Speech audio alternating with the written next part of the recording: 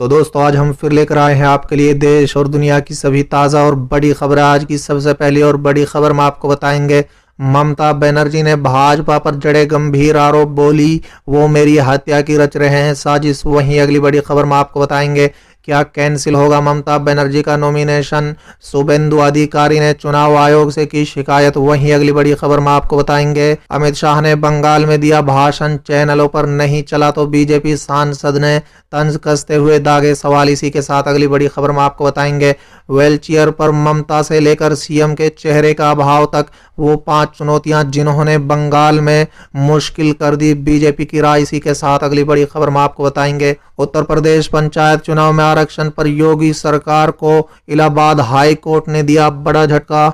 तो चलिए देख लेते हैं आज की पहली बड़ी खबर। ममता बनर्जी ने भाजपा पर जड़े गंभीर आरोप, बोले वो मेरी हत्या की रच रहे हैं साजिश। दरअसल दोस्तों, ममता बनर्जी के चोटिल पांव को लेकर तृणमूल कांग्रेस और भारतीय जनता पार्टी के बीच वाक युद्ध छिड़ गया है और अब पश्चिम बंगाल की मुख्यमंत्री ने भाजपा पर गंभीर आरोप जड़े। उन्होंने पूछा कि क्या भाजपा मेरी हत्या करने की साजिश रच रही है। ममता ने बांकुड़ा रैली में भाजपा पर सवाल उठाते हुए कहा है कि क्या केंद्र गृह मंत्री अमित शाह देश चलाएंगे या बंगाल में हमारा उत्पीड़न करने के लिए साजिश रचेंगे। चलिए अगली खबर, क्या कैंसिल होगा ममता बनर्जी का नॉमिनेशन, शुभेंदु अधिकारी ने चुनाव आयोग से की शिकायत, कहा छिपाई 6 आपराधिक केसों की जानकारी। दरअसल दोस्तों, नंदग्राम से भारतीय जनता पार्टी के उम्मीदवार शुभेंदु अधिकारी ने सोमवार को ममता बनर्जी के नामांकन को रद्द करने की मांग की है। शुभेंदु ने दावा किया है कि मुख्यमंत्री ममता बनर्जी ने नॉमिनेशन में 6 आपराधिक केसों की जानकारी छिपाई है। दोस्तों बता दें, राज्य के मुख्य निर्वाचन अधिकारी के दफ्तर को सूत्रों ने बताया है कि ममता के दाएं हाथ रहे अधिकारी ने चुनाव आयोग से की शिकायत में कहा है कि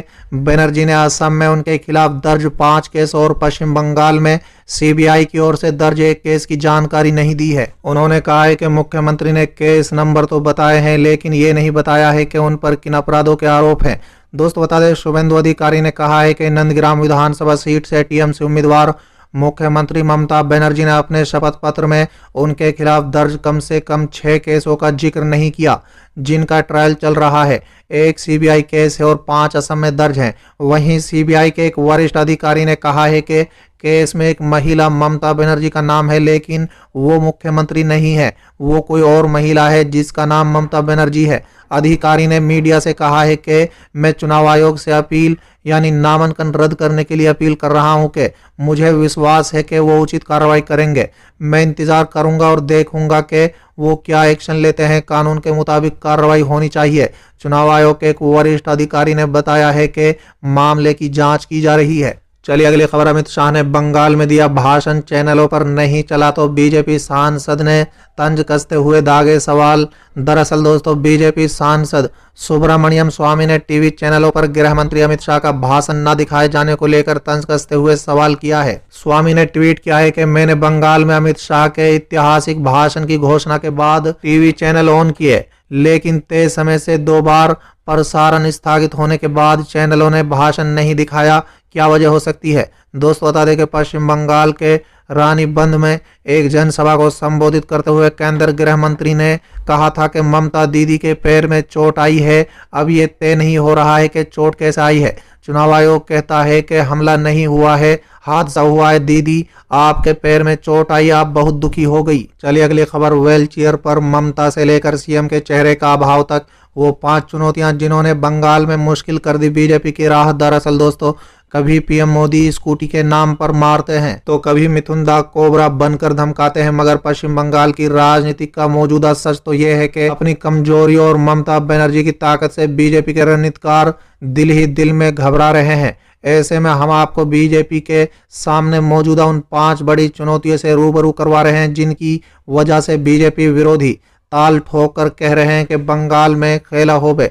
दोस्तों बता दें, व्हीलचेयर पर सवार होकर बंगाल का लोकतंत्र बचाने का भारी भरकम बोझ डालकर जब ममता दीदी कोलकाता की सड़कों पर उतरी तो बीजेपी के रणनीतिकारों के चेहरों पर चिंता की लकीरें साफ नजर आने लगी। चिंता की कहीं माँ माटी और मानुष की दीवानी बंगाल की जनता अपनी जख्मी बेटी को सहानुभूति का वोट न दे दे और चुनाव बाजी पूरी तरह से एक तरफ ना हो जाए। राजनीतिक पंडित मानते हैं कि बीजेपी का ये डर गलत भी नहीं है क्योंकि ममता के एक्सीडेंट का मजाक बनाकर बंगाली मानुष की नाराजगी तो पार्टी के कुछ नेता पहले ही मोल ले चुके हैं। चलिए अगली खबर। उत्तर प्रदेश पंचायत चुनाव से पहले आरक्षण पर योगी सरकार को इलाहाबाद हाई कोर्ट ने दिया बड़ा झटका। दरअसल दोस्तों, इलाहाबाद हाई कोर्ट की लखनऊ बेंच ने उत्तर प्रदेश की योगी आदित्यनाथ सरकार को पंचायत चुनाव पर आरक्षण से संबंधित फैसले पर बड़ा झटका दिया है। अदालत ने आदेश दिया है कि इस चुनाव के लिए सीटों के आरक्षण के लिए साल 2015 को ही आधार वर्ष माना जाए। इस पर यूपी सरकार की ओर से भी कोर्ट में कहा गया है कि उसे 2015 के आरक्षण के लिए आधार वर्ष मानने में कोई परेशानी नहीं है। यही नहीं, कोर्ट ने यूपी में पंचायत चुनाव 25 मई तक करा लेने का भी आदेश दिया है और पूरी आरक्षण प्रक्रिया 27 मार्च तक खत्म कर लेने की मियाद तय कर दी है। दोस्तों बता दें, सोमवार को इलाहाबाद हाई कोर्ट के फैसले से जाहिर हो गया है कि अब वो वहां पंचायत चुनाव नए आरक्षण के आधार पर कराए जाएंगे। दोस्तों बता दें कि पहले राज्य सरकार ने पंचायत चुनाव से जुड़ी जो आरक्षण की लिस्ट जारी की थी, उस पर कई तरह से सवाल उठाए जा रहे थे। इस मामले में अजय कुमार नाम के याचिकाकर्ता की अर्जी पर हाई कोर्ट ने यूपी सरकार की ओर से पंचायत चुनाव पर जारी फाइनल लिस्ट पर रोक लगा दी थी और राज्य सरकार और चुनाव आयोग से जवाब मांग लिया। याचिकाकर्ता ने कोर्ट से गुहार लगाई थी कि पंचायत चुनाव में आरक्षण के लिए 1995 को आधार वर्ष नहीं माना जाए और उसके बेस ईयर को बदलकर 2015 किया जाए। ये याचिका 11 फरवरी 2021 को यूपी सरकार के फैसले के खिलाफ दर्ज की गई थी। चलिए अगली खबर। बैंक कर्मियों की सरकार को चेतावनी, अगर फैसला नहीं बदला तो होगी अनिश्चितकालीन हड़ताल। दरअसल दोस्तों, केंद्र सरकार पर सरकारी बैंकों के निजीकरण का आरोप लगाकर बैंकों के 10 लाख कर्मचारी 2 दिन की हड़ताल पर चले गए। हड़ताल के दौरान रोहतक में एसबीआई बैंक के बाहर बैंक कर्मियों ने केंद्र सरकार के खिलाफ जमकर नारेबाजी की और कर्मचारी बोले कि सरकार निजी बैंकों को फायदा पहुंचाना चाहती है, जिसे वो किसी कीमत पर बर्दाश्त नहीं करेंगे। अभी उन्होंने 2 दिन की हड़ताल की है। अगर सरकार नहीं मानी तो हड़ताल अनिश्चितकालीन हो सकती है। दोस्तों बता दें, कर्मचारियों का आरोप है कि केंद्र सरकार के बजट के दौरान केंद्र मंत्री सीतारमन ने दोनों सरकारी बैंकों के निजीकरण करने की बात रखी थी और यही नहीं, बैंकों का नाम भी सार्वजनिक नहीं किया था। लेकिन बाद में पता चला कि 4 सरकारी बैंकों का केंद्र सरकार निजीकरण करने जा रही है, जिसे बैंक के कर्मचारी